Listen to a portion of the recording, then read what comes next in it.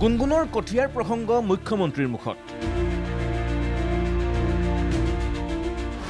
উচ্ছেদিত ভূমি কিহত ব্যৱহাৰ কৰিছে চৰকাৰে?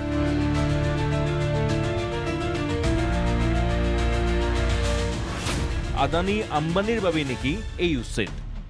উচ্ছেদ সন্দৰ্ভত সৃষ্টি হোৱা প্ৰতিটো প্ৰশ্নৰ উত্তৰ লৈ দিছপুৰত সংবাদমেল মুখ্যমন্ত্ৰী হিমন্ত বিশ্ব শৰ্মাৰ।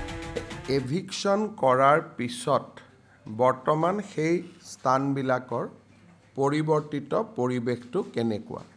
সাধাৰণতে আমাৰ এটা কিছু লোকে এটা প্ৰচাৰ চলাব যত্ন কৰে যে এভিকশ্যনৰ পিছত আকৌ মানুহ সোমালে বা এভিকশ্যনৰ পিছত কাৰোবাক মাটি গতাই দিয়া হ'ল, এনেকুৱা বিভিন্ন ধৰণৰ প্ৰচাৰ থাকে।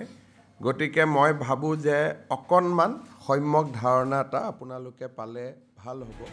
বেদখলকাৰীৰ বিৰুদ্ধে শূন্য সহনশীল হৈ কাম কৰিবলৈ সাহস লাগিব চৰকাৰৰ।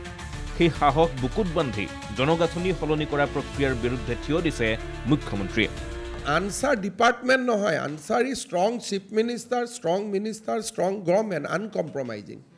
এতিয়া আমাকে ডিমৰেলাইজ কৰি থাকিব, এই মাটি আদানীক দিব, আম্বানীক দিব। যদি আপুনি ডিমৰেলাইজ হৈ গ'ল, খতম। তাৰপিছত গুণগুণ চেতিয়াক ফোন কৰিব, ভিডিঅ' ওলাব, আপুনি ডিমৰেলাইজ হৈ যাব। তেতিয়া সাহসেৰে থিয় হৈ থাকিব লাগিব যে নহয়, মই অসমৰ কাৰণে কৰিম, তেতিয়া ছাকচেছ হ'ব। 2021 পৰা 2025 1,29,000 বিঘা ভূমি বেদখলমুক্ত কৰা হৈছে অসমত। ইয়াৰে 84,743 বিঘা বনাঞ্চলৰ ভূমি উচ্ছেদ কৰি তাক পুনৰ প্ৰস্তুত কৰিছে বনাঞ্চল হিচাপে। গুৱাহাটীৰ দীঘলীপুখুৰীৰ পাৰত গছ কটাৰ বাবে প্ৰতিবাদ কৰাৰ প্ৰসংগ উল্লেখ কৰি উচ্ছেদিত হাজাৰ হাজাৰ বিঘা বনাঞ্চলত এতিয়া জীৱ জন্তুৰ বিচৰণৰ ছবি দেখুৱালে মুখ্যমন্ত্ৰীয়ে।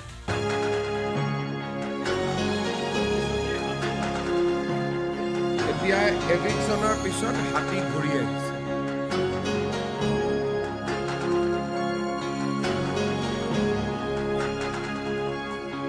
যেতিয়া মানুহবোৰ উঠি গ'ল, আপোনালোকে চাওক কিমান হাতীয়ে হেবিটেট ঘূৰাই পালে।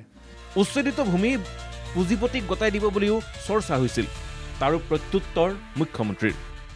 এতিয়া এভিকশ্যনৰ লগত তেওঁলোকে লৈ আহিলে আদানী আম্বানী।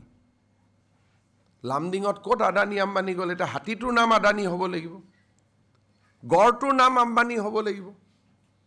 আজি তেওঁলোকে কাৰ্বি আলঙৰ কথা কয়।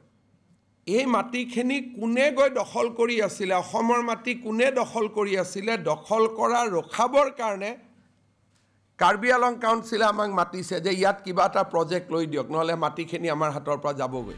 লখিমপুৰত উচ্ছেদ হোৱা গুণগুণ চেতিয়াৰ কঠীয়া আৰু ৰাজনৈতিক নেতাৰ আগমনক লৈও প্ৰতিক্ৰিয়া মুখ্যমন্ত্ৰীৰ। লখিমপুৰত 13 ঘৰ খিলঞ্জীয়া মানুহৰ উচ্ছেদ হৈছে।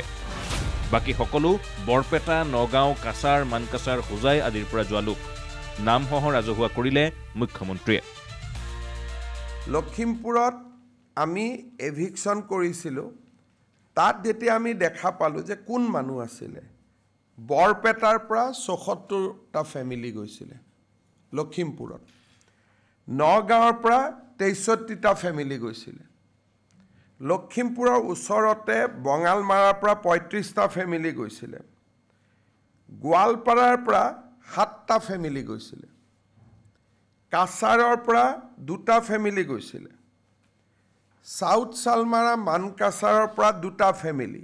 চাউথ চালমাৰা আৰু মানকাছাৰৰ ডিষ্টেঞ্চটো আপোনালোকে এবাৰ চিন্তা কৰক।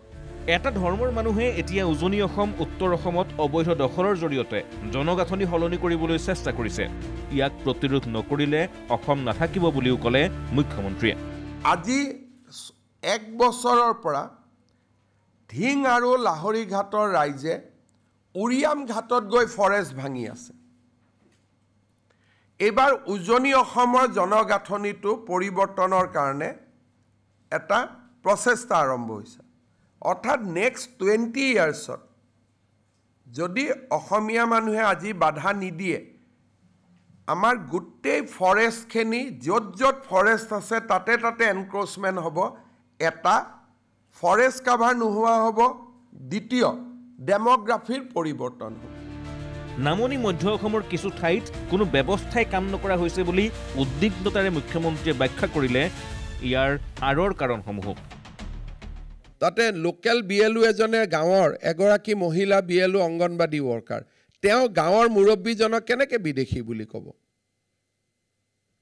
তাত মেকানিজমে নাই সেইকাৰণে NRCখন আমি কৰিব নোৱাৰিলোঁ ভাবা মতে জনবিন্যাস সলনি কৰিবলৈ চলি থকা প্ৰচেষ্টাৰ বিৰুদ্ধে নিৰৱচ্ছিন্ন যুঁজ চলাই যাবলৈ বদ্ধপৰিকৰ মুখ্যমন্ত্ৰী সেয়ে এই উচ্ছেদ চলি থাকিব বুলিও উল্লেখ কৰিলে হিমন্ত বিশ্ব শৰ্মাই ভিডিঅ' জাৰ্নেলিষ্ট দীপাংকৰ শৰ্মাৰ সহযোগত বঞ্জিত কলিতাৰ ৰিপৰ্ট NKTV+।